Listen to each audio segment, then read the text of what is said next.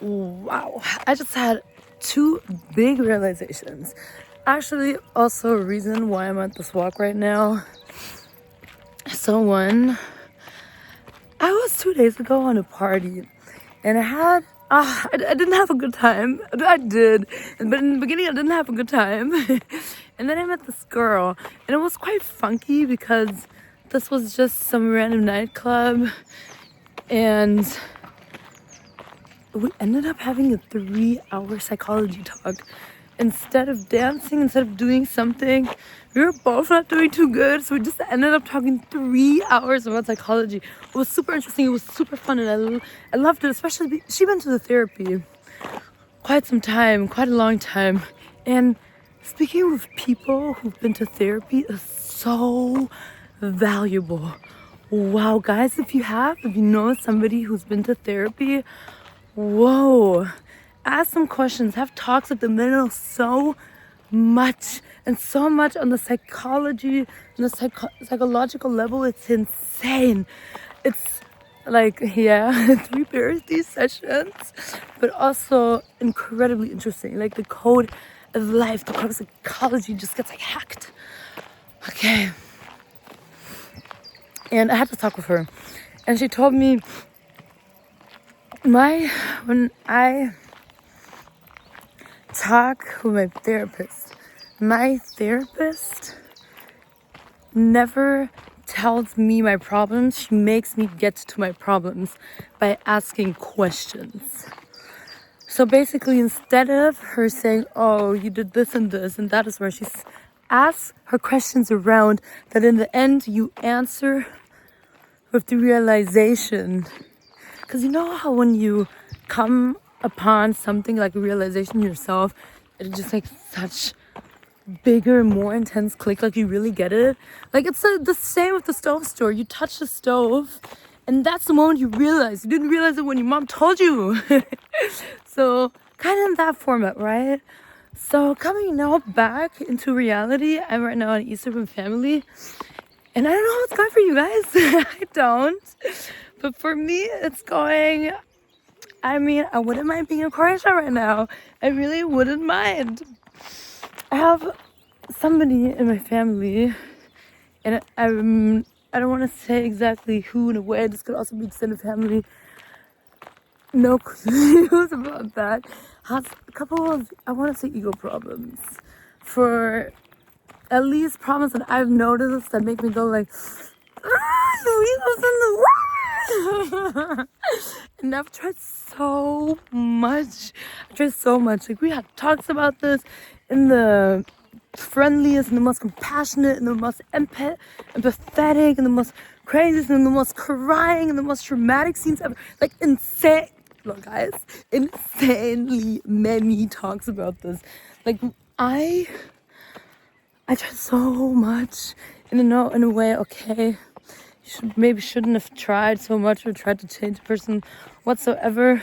But I gotta say to this, it was just so sad every time seeing that and just seeing your life could be so nice if you would just let that go. And the person is quite close to me, very close to me in fact. So it's really... And now lately it has really been destroying my mood. But my mood because it destroys down the whole mood, the whole dynamic. It's really always like, oh my God. And then earlier, I realized, why don't I use that, what the girl told me from Berlin, next time I am with that family member? Like, just imagine it. We've tried everything. I've tried everything. And it's not getting anywhere. It's really not. So, next time, if you have a streit with your partner, with your best friend, and it's always about that this person, I don't know, is doing something repetitive or is doing something here and there, and you just kind of want to point that out, but you've pointed it out and it doesn't work, ask the questions so the person literally says the problem, says what you would want to say, you know? It's actually quite funky. I heard a couple of podcasts about this. Well, about Riley about Forbes Riley. I don't know if you know her. She is really good in business, really good at pitching. And she actually said to always know the answer of the question. She did say that about pitching, not in this particular thing, but honestly, I feel like in this particular example, this is the way to go. Ask the answers where you already know, ask questions where you already know what answers are coming. Because let me tell you, an example from today. This person offered to drive two people somewhere, right? Person comes back. I interact with the person, say, oh, how was the drive? And the person tells me, I hate driving. It was so exhausting. I will never do it again when I don't have to. Me. And in my head, I'm just like, huh? But didn't you literally volunteer? Why are you saying things like these and so many different examples so often when it's you that volunteered for it, you know? It just absolutely makes no sense.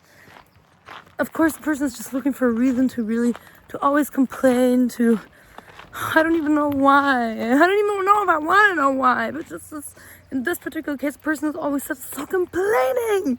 And then what I'm going to do next time, I will give questions and redirect the questions. And I'm not just going to do this with one. I'm going to do this with a couple of questions. So lately, like in the final answer, the person is gonna tell me that they volunteered, you know? So in a way, it makes them think,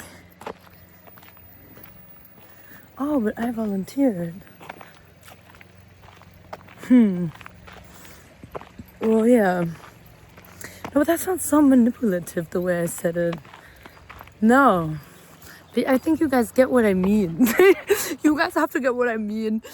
You just kind of ask questions right around that the person gets it. Yeah, that's probably a better way to say it. That the person gets it, you know? That it's not just you saying, you're always so screaming at me, you're doing this, you're doing that, you're never doing this, you're never doing that. Yeah, make the person see that. And honestly, no, it's not. Like, it sounds manipulative. But if the therapist does it like that, it can't be. Okay, anyways, I will just let this here. I will try this. And my second thing is, I was just on a walk. And I don't know about you guys, I love walking. I love walking with my headphones and just kind of listen to music and just kind of forgetting about everything. Though, I kind of realized when I do this, when I go on my walks with my headphones and I just kind of listen to my music and I kind of just try to forget the situations like these, it doesn't get better. In fact, it really just gets worse. Because really, like, the thoughts can't escape. It's like you trap the thoughts with the earplug inside. So literally the ear is closed and it can't come out. It literally feels like that. And then with the music getting louder and louder, it's like it's pushing it somewhere, you know? Pushing it somewhere and pushing it in case you don't feel it anymore in parts of your brain where it just kind of ends up being like trauma, you know? Well, welcome. You're officially getting closer and closer to trauma. Yeah, I feel like these things just really have to be talked out, have to be get out your head.